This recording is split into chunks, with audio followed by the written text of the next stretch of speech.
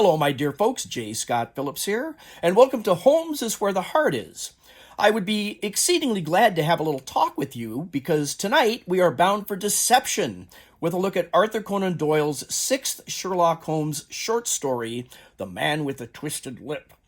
And it was first published in the December 1891 issue of the Strand magazine. Now, Holmes is Where the Heart is a now annual booktube event created a couple of years ago by Jim at Mystery and Mayhem. And he has a number of co-hosts now, and he invited me this year to be one of those co-hosts. So I'm very happy to be joining in officially.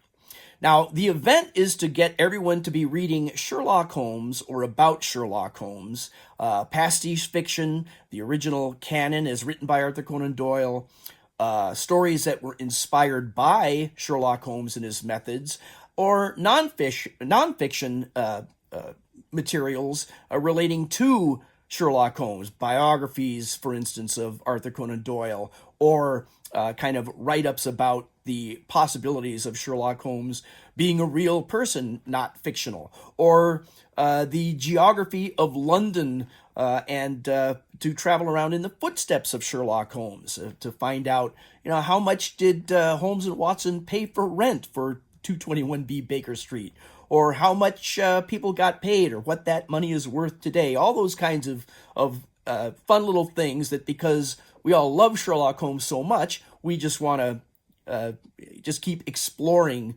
that world. Now, as I say, this is my first year as a co-host, but I have participated in Holmes is Where the Heart Is the last couple of years, and I started doing a kind of a series of videos looking at the canon, Arthur Conan Doyle's original stories of Sherlock Holmes, and going through them in publication order. And that brings us now to The Man with the Twisted Lip, and we'll get into that here in just a minute. I will leave a link to the playlist down below that I've created for my other videos in case you're interested in going back and viewing those in order, or you can skip around, or you can just skip them completely if you like. But that does bring us up to The Man with the Twisted Lip here, and then the second half of the video, we will take a look at the Sidney Paget illustrations that first appeared with the story during its first publication in December of 1891. But before we do that, it's always fun to check in with Arthur Conan Doyle himself and see what led him up to writing the story of The Man with the Twisted Lip. So let's take a little step back in time and see what Dr. Doyle was up to. Now, originally, Doyle had promised only 6 Sherlock Holmes short stories to the Strand magazine, one to be published every month for 6 months running. And he was looking forward to finishing that little assignment up because he wanted to get back to writing historical adventure fiction, which is what he really wanted to write. The Sherlock Holmes short stories he had proposed to the Strand magazine more or less as a means of getting a kind of a running paycheck for a while, because his medical practice had not been taking care of the bills as much as he had hoped. And his first couple of Sherlock Holmes novels that he had written earlier were not performing as well as he had hoped either. But the Sherlock Holmes novels did help to establish him as a working author in the field that he was hoping to get more into and gain more notoriety. And it was working. He was writing some other historical adventure fiction, as I say, which was his preferred genre. But he was still struggling, especially with his medical practice. Now, in July of 1891, just as the very first Sherlock Holmes short story was appearing in the Strand magazine that month, A Scandal in Bohemia, Doyle came down with a terrible case of pneumonia, so bad that it almost killed him, and he was bedridden and practically incapacitated for weeks at a time there. Now, before he got sick, he had been able to crank out 4 of the 6 short stories that he had promised to the Strand magazine. But then once he got sick, he was down, and he thought that he was counting his last days there. During this whole time, as sick as he was, though, he was able to stay clear of mind, and so he was thinking a lot about his future if he had one, and what he wanted to do. And he felt as though his writing was starting to take off. The Sherlock Holmes stories were a good paycheck, although he wanted to put that behind him so he could get back to writing his historical adventures, which he much preferred to do. Now, as he was recovering from the pneumonia and regaining his strength, he still had 2 of those 6 promised Sherlock Holmes stories to deliver to the Strand. So, as he was recovering, he was able to knock out the 5 orange pips and get that sent off. And then he decided that he needed to recover for a little bit more, so the 6th and final Sherlock Holmes story was going to have to wait a little bit because he was making some large life decisions at the time. He felt that he was starting to gain some traction pay-wise in writing his historical fiction, and had some books in the works at the time, and his other novels that he had already completed, he was getting well paid for, and he had deals with royalties and all that. So he decided that he was going to set aside his medical career completely and devote all of his working time strictly to writing. And after A Study in Scarlet came out, his historical novels, Micah Clarke and The Mystery of Cloomber, had really broken new ground for him. And with his recent novel, The White Company, he was able to just ditch his doctor's bag completely. That was becoming a real possibility for him. So that was the decision that he had made. And once he was able to get well enough and crank out the 5 orange pips, he decided that he had a little while yet before committing the time to writing his 6th and final Sherlock Holmes story for the Strand, and take some time off, hire some real estate agents, and he and his wife, Tui, started to look for a new home that was more befitting a writing career. They had been living in this little house in the middle of London, and it was within walking distance of his medical practice during the day and of his hospital rounds in the afternoon. But he was just sick of the dirty city life, and they set their eyes on moving out to the countryside, and ultimately moved into the London suburb of South Norwood. And at that time, things were starting to happen pretty quickly. He and Tui settled into a red brick house in South Norwood, which was large enough for their growing family now, and also for Doyle's hobby of photography. And it was still only a short train ride back into the heart of London. But after they had moved, Doyle wanted to start taking on his new life, and he immediately joined the local cricket club, which was one of his favorite sporting pastimes, and he wanted to settle down right away into his new writing career in earnest. But he still had that last detective story that he'd promised to the Strand magazine, needed to get that out of the way, so he knocked out his 6th and final Sherlock Holmes short story that was promised to the Strand, and that was The Man with the Twisted Lip, which he finally delivered in August of 1891. Now, what I often like to do in putting these Sherlock Holmes videos together is to kind of step a little bit behind the scenes and examine what Doyle himself was doing, what was going on in his life and in his world at the time he wrote particular Sherlock Holmes stories, and maybe where did he get the idea for that short story. And some of that is easier to do in the very earliest of the stories that he wrote for Sherlock Holmes, pretty well documented as to where he got his inspiration and what led him to write this and that. Not so much by the time we get down to a story like The Man with the Twisted Lip. But just knowing a few little biographical details, I've been able to put on my thinking cap and try to follow the detective's methods, and not only to see, but try to observe as well. Now, when we look at the story of The Man with the Twisted Lip, it's the story of a gentleman reporter who has gone missing. And he lived in a very nice suburban home 7 miles south of London, and then would have to go into work every day into the grimy, seedy parts of London.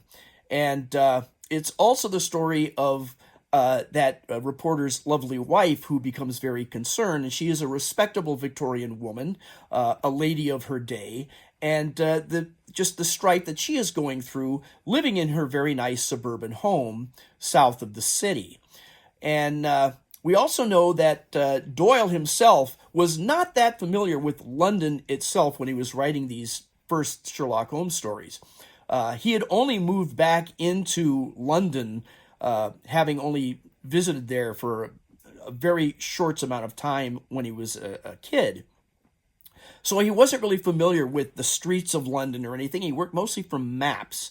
He placed Holmes and Watson at 221B Baker Street because as a kid, as a teenager, I think, he spent a little time visiting his aunt and uncle who lived in London, and some of his favorite reminiscences was to go to Madame Tussauds Wax Museum in the Baker Street Bazaar. And so he was familiar with that area of London and was able to draw then on his memories of that, so that at least for ground zero for the Sherlock Holmes stories, he could write a descriptive narrative about that part of the city. And everything else, he pretty much went by street maps. Now, in The Man with the Twisted Lip, we get a very clear description, rather than just naming street names as a carriage is passing through streets and roads in London like he has done in the past. We're getting clear descriptions of things that Holmes and Watson are driving past, which seem to indicate that these descriptions could only come from his actual experience. So I ask you, my fellow Sherlockians, is it too much of a jump to say that because he and Toohey had just been exploring south of the city, the suburbs, for a nice place to live, that he wouldn't have assimilated a lot of that into creating the backstory for The Man with the Twisted Lip? And we'll get into that when we start looking at some of the illustrations here. But that's my theory here, my hypothesis, if you will. I don't know this for a fact anywhere, but it just the timing here with his looking for a new home to get away from the seedy part of the city that he was tired of, and now he's stepping out into the life of a countryside author, just seems to make sense to me. So I'm just throwing that out there for consideration, and I ask you what you think. Now, let's get into the story of The Man with the Twisted Lip, and then we'll look at the Sidney Paget illustrations. So, the story of The Man with the Twisted Lip starts off late one evening in June of 1889, and that date becomes problematic a little ways into the story here, as we will see, which is not unusual for Conan Doyle. A lot of his dates don't make sense when you compare them to events of other stories that have specific dates.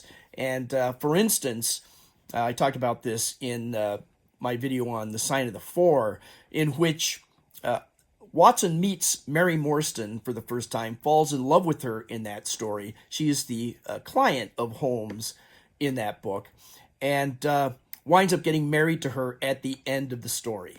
So when Doyle starts to write his Sherlock Holmes short stories for the Strand magazine, it starts off with Watson strolling down the street and dropping in on his old digs at 221B Baker Street to visit Sherlock Holmes, because he's on his way home to his wife, which I think is somewhere in Kensington, a little walk away from Baker Street. But he's, at the time, no longer a roommate of Sherlock Holmes. However, the dates that are given in that story don't match the dates in The Sign of the Four, so it looks as if you were just going by a calendar, that Watson must have been married to somebody else, because the story takes place before the events of The Sign of the Four, and so he couldn't be, if he is married, can't be to Mary Morstan. So there are those little rabbit holes to go down if you're a true Sherlockian, and a lot of Sherlock Holmes scholars have bent the calendar all ways from Sunday or Saturday, whatever day of the week they decide it's going to be, to get all these dates to fit together, and they often do not. We just kind of ride with it. So in this story, when he is with his wife, I am of the school to assume that whenever his wife is mentioned, that it is Mary Morstan, that he probably wasn't married multiple times like some Sherlockian brainiacs will try to figure out. Could be, doesn't really matter to any of the stories, but I think what's really going on is that Doyle himself, when he was writing these, just wasn't checking his notes that he had established. He was one of the first people to write a series of adventures focusing on a particular character, Sherlock Holmes in this case. And so he was kind of carving new ground. He was just writing his stories and was just picking dates arbitrarily, I believe, and didn't worry about going and checking a timeline. He wasn't keeping track of any of that while he was writing it, and he would just make mistakes for others to catch. Now, everyone else now in the meantime has become huge Sherlock Holmes fans, which he never expected, and we all want to have Sherlock Holmes be as real as possible, so we try to pin things on maps and calendars that don't always fit into what Doyle himself wrote down, and that causes problems. That's a long way to kind of back into this here, but this particular story, June of 1889, does, I think, fit the dates from the Sign of the Four, so it probably is Mary Morstan who Watson is married to. It still becomes a problematic date just within the context of the story itself, so Doyle gets a little sloppy. And again, if we remember, he had this one last Sherlock Holmes story to finish before he could get back to writing the kind of books he really wanted to write, his historical adventures. He was trying to get rid of Sherlock Holmes already at this time and wasn't checking his notes and sent it off without further inspection, I guess you'd say. Now, right away, we have someone dropping in on Dr. Watson and his wife at home this one night, rather than a client dropping in at Baker Street to visit Holmes. And I believe this is the first story where we have Holmes and Watson running around on a particular adventure where neither of them ever set foot in 221B Baker Street. They're just never there. A little different way of jumping into this story here for the man with the twisted lip. But someone drops in on Dr. Watson and his wife refers to Dr. Watson as James.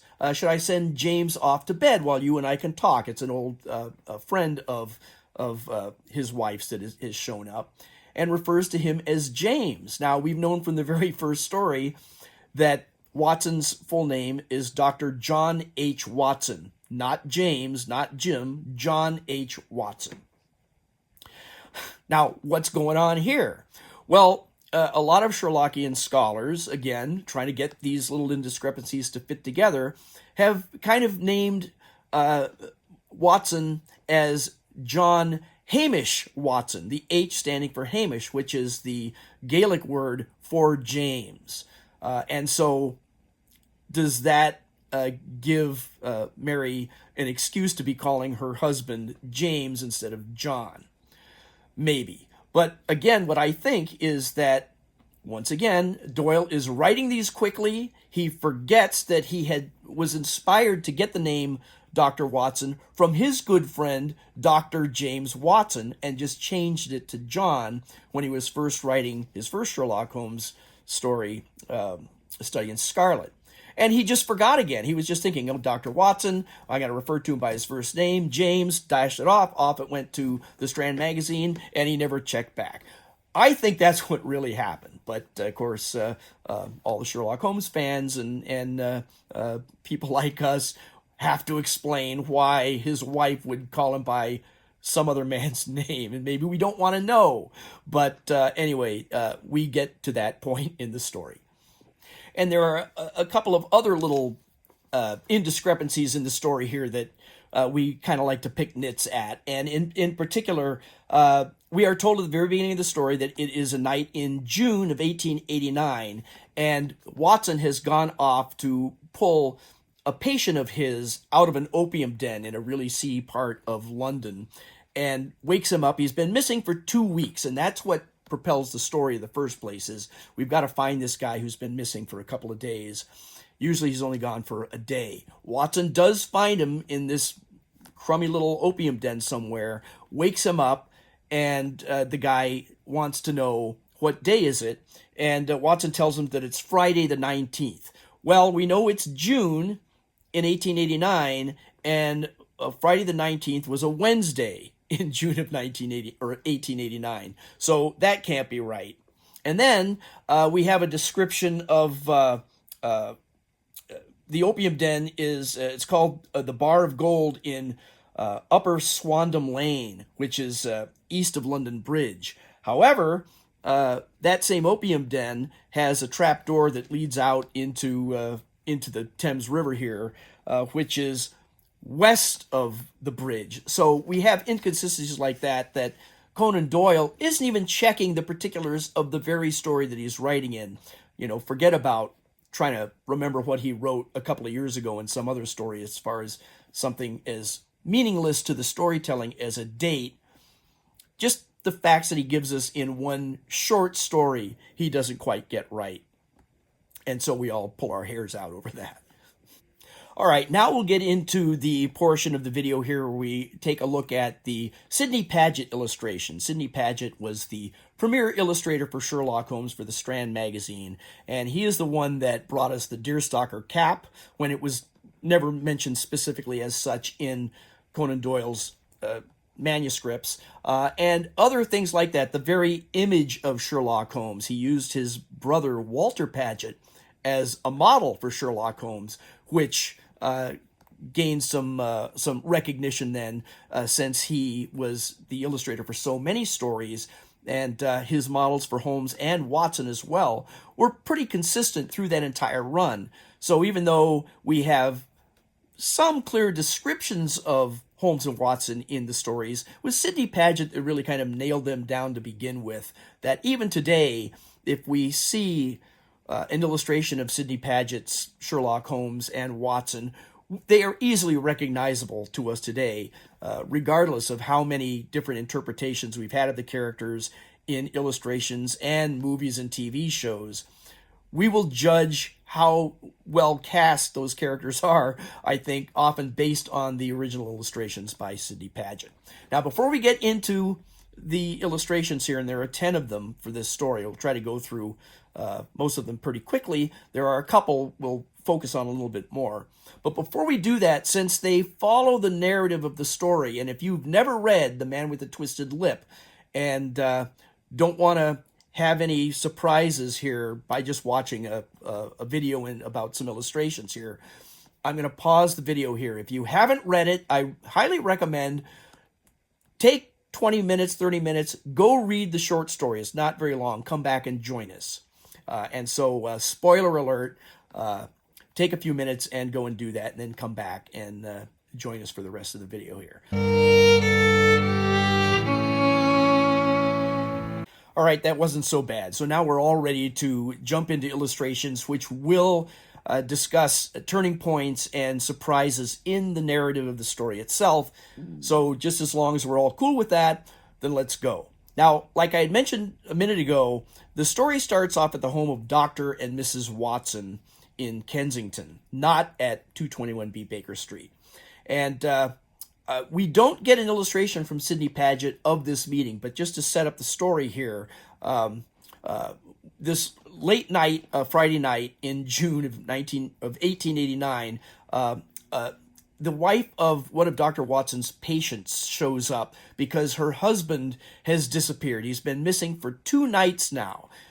He will often disappear for a day at a time, always to return home disheveled and diskempt at the end of a day. But he's been gone for 48 hours now, and she's very worried because she, and as Dr. Watson also knows, she knows that her husband is an opium addict and will often disappear for a day here and a day there into an opium den down by the Thames, the riverside, in a very seedy part of town.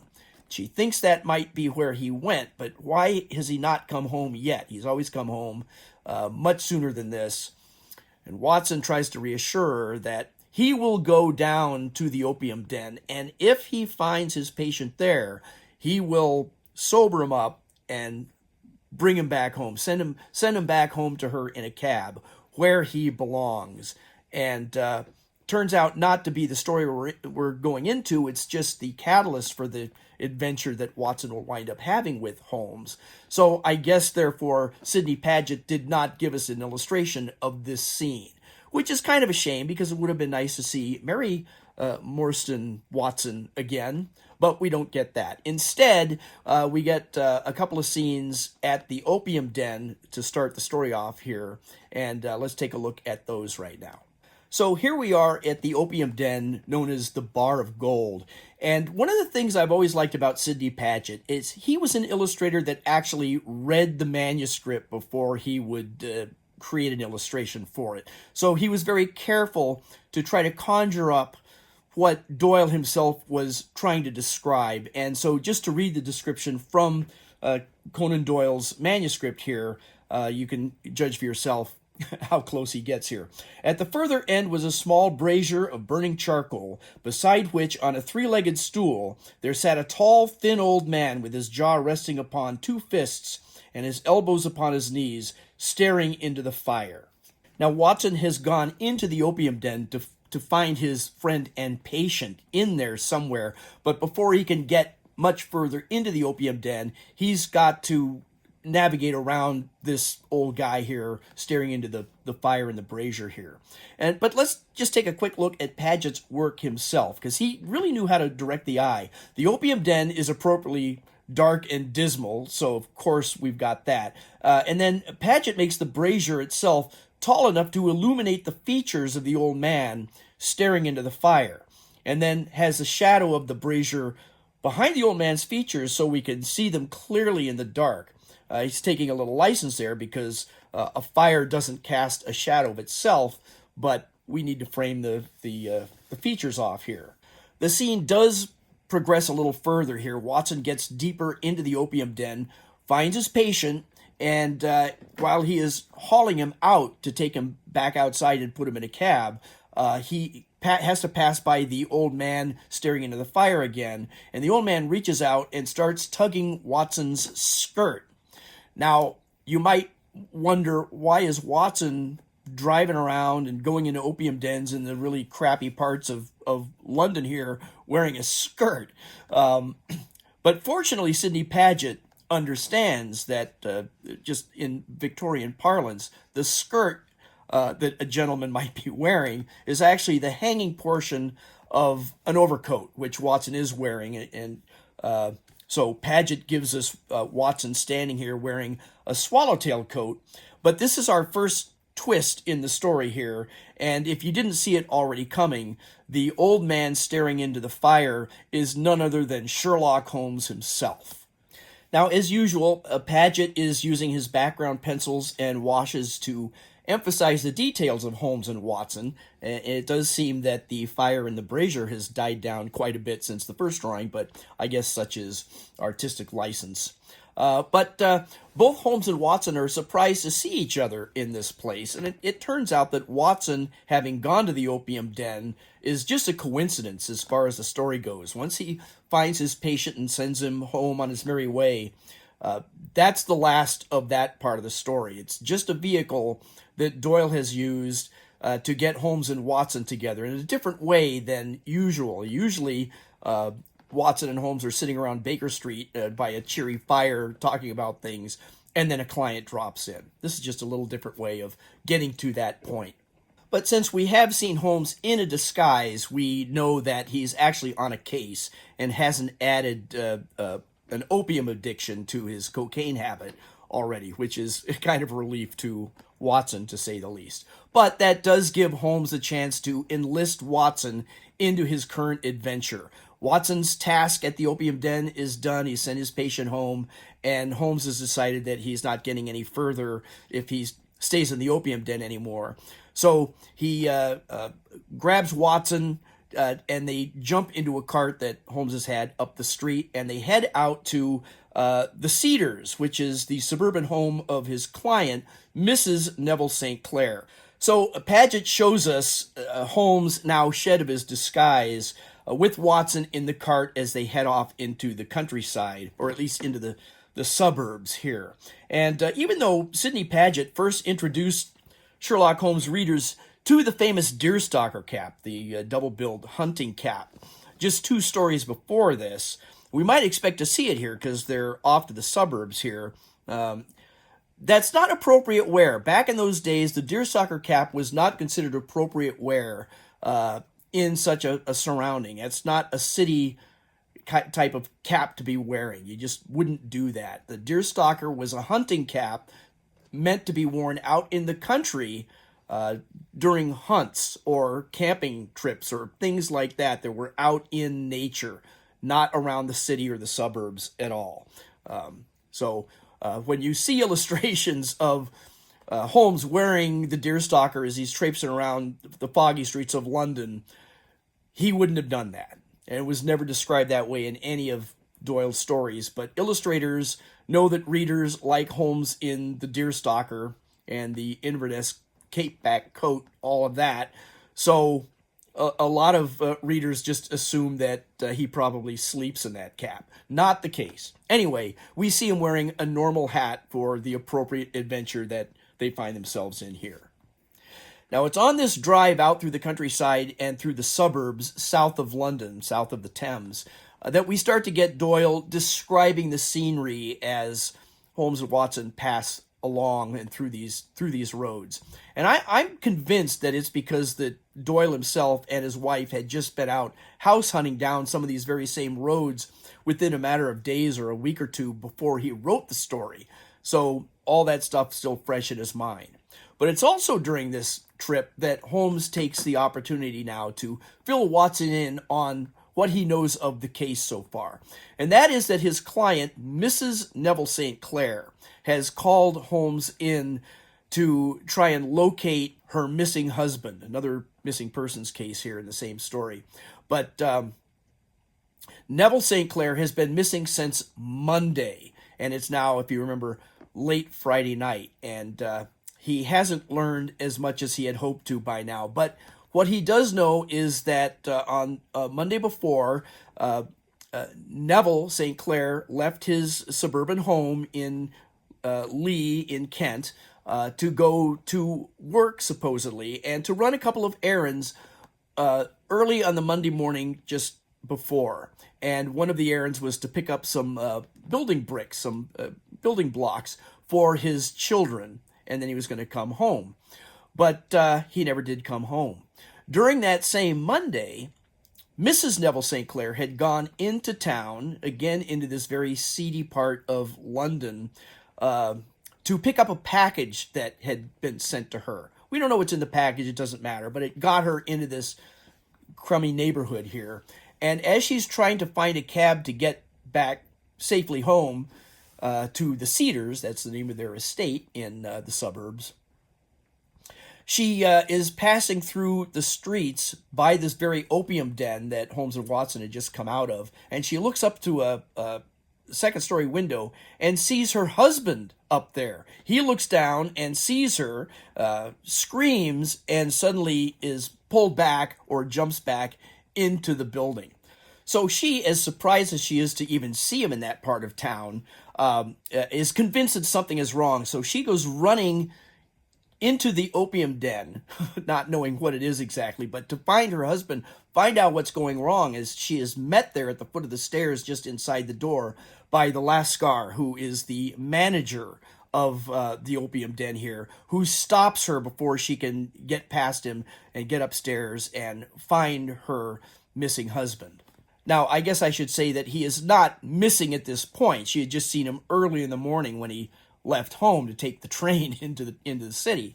But Paget does show us her running into the scoundrelly Lascar, and gives us a pretty disturbing scene of a proper Victorian lady fighting with the denizen of London's riverside underbelly. So Holmes continues explaining the case as far as he understands it so far, and mostly he only has Mrs. St. Clair's own descriptions of what happened to her in the city to go by, and that was that after she got ejected from the opium den, a few minutes later she manages to find some police a street or two away and bring them back to the opium den and force her entry and their entry into the upstairs where she had seen her husband and try to get to the bottom of this. Now, once they get up there, there is nobody up there. The Lascar has said there's nobody up there, but it turns out that there is one person up there, and it is the man with the twisted lip himself, who is known as Hugh Boone, and he's in there. And they are confronting the Lascar, saying, "You said there was nobody up here." He says, "Well, he's a tenant. He's just a beggar. He is nobody." But the police recognize him because he's been begging in the streets for years. They know who he is, and they look around, and there is no sign of Neville St. Clair anywhere, except that Mrs. St. Clair does find a box of the building blocks that he was supposed to be bringing back home to the kids that night. There they were, and she also finds some of his clothes tucked away, and so there is proof that he was there, and so what she saw was not her imagination, but there is no place for him to be. But they do see some bloodstains on the windowsill. You look out the windowsill, and there's nothing there but the building riding up against the Thames River at high tide. So it's an obvious conclusion that they draw here that somehow Neville St. Clair has been killed and thrown out into the river, out through the window. But there's no sign of him other than the blood stains on the windowsill and the building bricks and some of his clothes. But they're convinced now that the last person who could have seen Neville St. Clair alive must have been the man with the twisted lip, who is the tenant. This is his room upstairs over the opium den. Now, I set all this up because this next illustration by Paget is an iconic one, and it is the classic drawing of the man with the twisted lip himself that you have probably seen or probably familiar with. And again, because Paget would try to illustrate based on Doyle's very clear description, I will just read the description here, which is being spoken to Watson in Holmes's own voice. Now, as I'm reading this, I don't have a flawless British accent, so just imagine Basil Rathbone is reciting this to you. "Now, for the sinister cripple whom lives upon the second floor of the opium den, and who is certainly the last human being whose eyes rested upon Neville St. Clair, his name is Hugh Boone, and his hideous face is one which is familiar to every man who goes much into the city. He is a professional beggar, though in order to avoid the police regulations, he pretends to a small trade in wax vestas.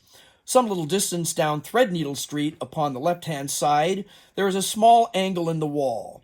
Here it is that the creature takes his daily seat, cross-legged, with his tiny stock of matches on his lap, and as he is a piteous spectacle, the small rain of charity descends into his greasy leather cap, which he lies upon the pavement before him. I have watched this fellow more than once, and I have been surprised at the harvest, which has been reaped in a short time. His appearance, you see, is so remarkable that no one can pass him by without observing him.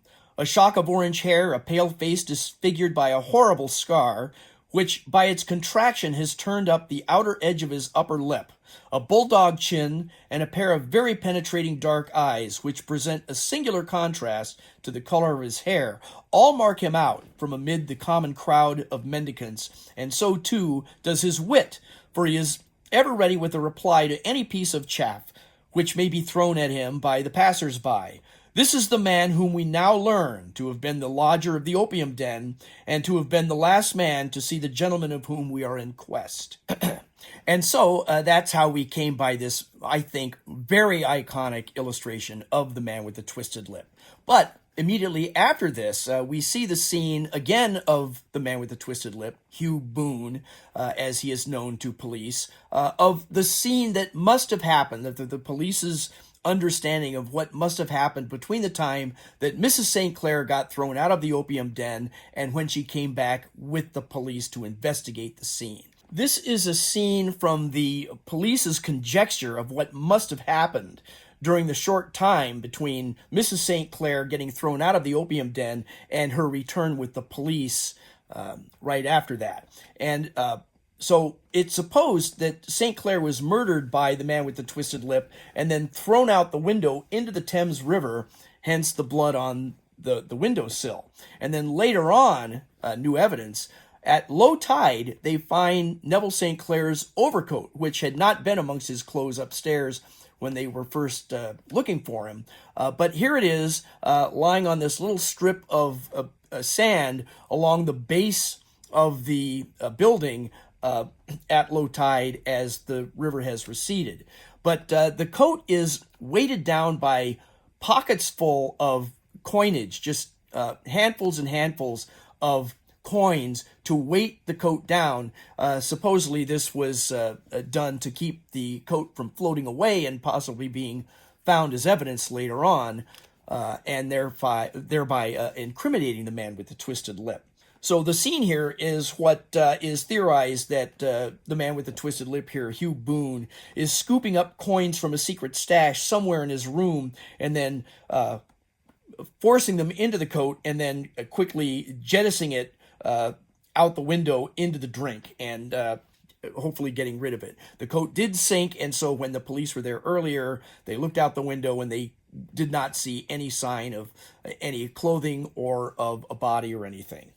So Sidney Paget is illustrating the man with the twisted lip with St. Clair's overcoat as he's rummaging through a drawer for his stash of coins. And that gives us the whole background as Holmes understands it at this point, and as far as he's been able to get it with any of his own investigations. And it also helped to fill in the drive to the Cedars from the city. But once Holmes and Watson arrive at the Cedars, Mrs. St. Clair there has another vital clue. And so we have a scene now where Holmes and Watson have arrived at the Cedars, and Mrs. St. Clair confronts Holmes as to his belief of whether or not her husband is alive or dead. And Holmes reluctantly assures her that he's convinced that Neville St. Clair is dead and had actually died on that previous Monday, shortly after she saw him in that window upstairs. But then why, she asks him, did she receive a letter from him earlier that day, just on Friday? So we get this illustration by Sidney Paget of the moment just before Mrs. St. Clair mentions that letter to a very reticent Walter Paget, who's sitting in the wicker chair. Now, of course, Walter Paget was Sidney's brother, whom he used as the model for Sherlock Holmes, starting with the scandal in Bohemia, and has been consistently using him as a model through all the short stories up to the time of The Man with the Twisted Lip and then beyond. And that leads us to the second of the two iconic illustrations by Sidney Paget for The Man with the Twisted Lip, and that is the classic illustration of Walter Paget as Sherlock Holmes, wearing his large blue dressing gown and smoking his old briar pipe. Now, according to Doyle's description, Holmes has pulled pillows and cushions from the bed and the sofa, and he's created a kind of an oriental divan to perch himself on while he sits up until dawn, contemplating this new information about the supposed letter from St. Clair and how all that fits into the puzzle. And this illustration has become so iconic over the years that even the British TV episode produced by Granada Television paid homage to it, and we saw Jeremy Brett's faithful portrayal of Walter Paget himself. And now that Holmes has sat up all night with this new information, this new clue, the letter that Mrs. St. Clair received the day before now, gives him the key. The key to the mystery has literally dawned on him, and he finds that the key to the mystery is in the bathroom of the Cedars here. And so he makes a quick little morning trip to the bathroom, and then he rouses Watson up, gets him up early, and they jump into the cart and go spinning back to the city, during which time Doyle gives us even more descriptions of the countryside and the suburbs as they pass through. Holmes and Watson wind up back in the city at the Bow Street police station, and Hugh Boone, the man with the twisted lip, has been in custody for a while now, and during all these days he's been in jail, he has refused to bathe, being the dirty scoundrel that he is. And what is the key to the mystery that Holmes found in the bathroom back at the Cedars? Well, he's brought a package along with him, and the cops get a kick out of Holmes when they're looking into Boone's cell, and Holmes produces a large bath sponge from a package that he brought along with him. But now the big reveal here. Why is a sponge the key to everything here? And I will give you one more chance, if you haven't done so already, to familiarize yourself with the story, because this is the big man with a twisted lip twist at the end here. So one more chance to go and read the story and come back if you're so inclined.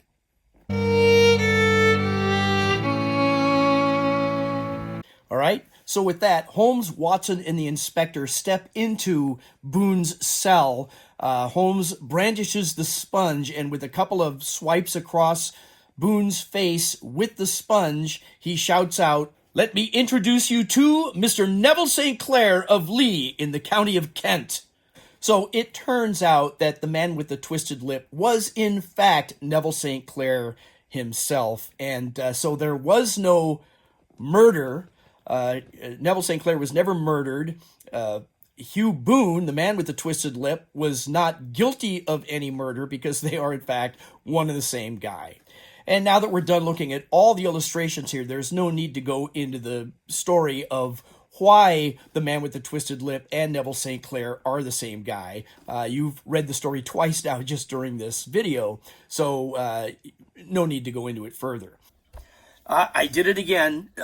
I've done this before, and that is, I've recorded this earlier, and then as I'm editing it together with the images and everything, just now I realized that I forgot to mention something that I forgot to mention in other Sherlock Holmes videos that I've done, and that is, when I do these videos, the Sherlock Holmes fanboy comes out in me, and I like to create a Google map pinpointing all the locations and travels of Holmes and Watson in and around London, and in this case, the suburbs, in any given story. I've done that again here this time with the man with a twisted lip.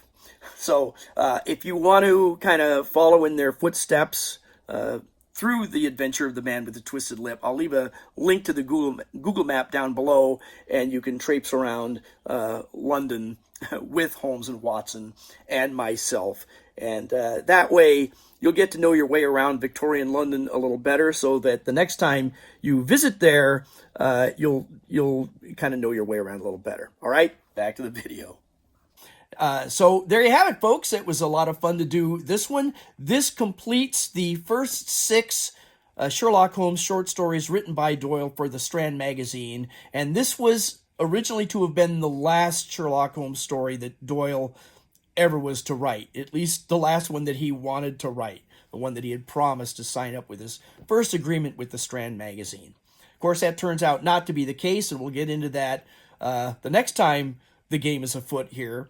But I would like to thank all the co-hosts of Holmes is Where the Heart Is, and again, I'll leave links to all of their channels down below, so be sure and check them out, you being a Sherlockian yourself, of course.